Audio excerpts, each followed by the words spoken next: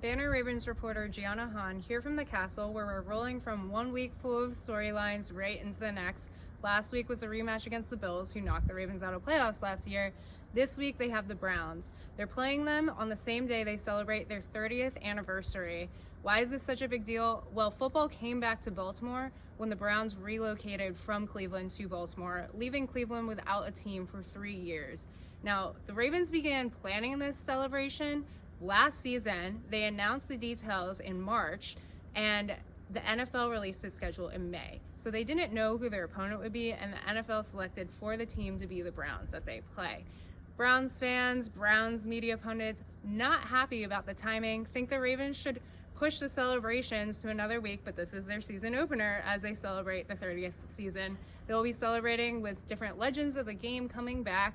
They'll have throwback end zones and many other different types of festivities. They're also welcoming back one of their own legends, Browns quarterback Joe Flacco, who won them their last Super Bowl. But you know, everyone on the Ravens who played with him had wonderful things to say about him and the impact he had. However, this week they want to beat him.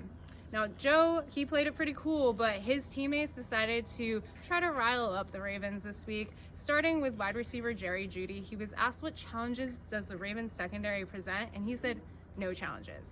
Now, the Ravens secondary will be the first to tell you they did not play the way they wanted against the Bills, against MVP quarterback Josh Allen. However, Jeudy's criticism comes of a unit that has 5 first-round draft picks and 3 Pro Bowlers. So it's a pretty big dig. However, his criticism doesn't mean anything compared to their own criticism of themselves.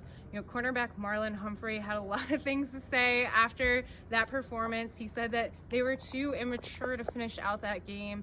He talked about guys trying to make their own play instead of playing as a unit. And he alluded to last year by saying it won't be like that, where they let guys get away with things just because of who they are. If you're not doing your job, you're going to be benched. So this was something that was echoed by lots of other guys. Talked to Tavius Robinson, talked to Odafe Owe in the locker room this week. They also talked about doing your 111th, doing your own job and not trying to make a play. Different guys in the secondary had similar things to say about it. Now, they move on, they let it roll off their back. However, safety Grant Delpit decides to try to rile up the Ravens again when he is asked how hard is it to tackle Derrick Henry, and he says not hard.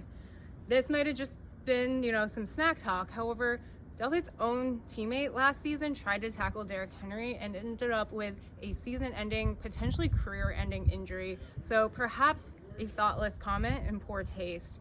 Derrick Henry also didn't let it bother him, said, "We shall see on Sunday." So we shall see on Sunday if the Ravens are going to go 1-1 or 0-2, and if they can put actions to shut down the Browns' words. So we will check back after the game.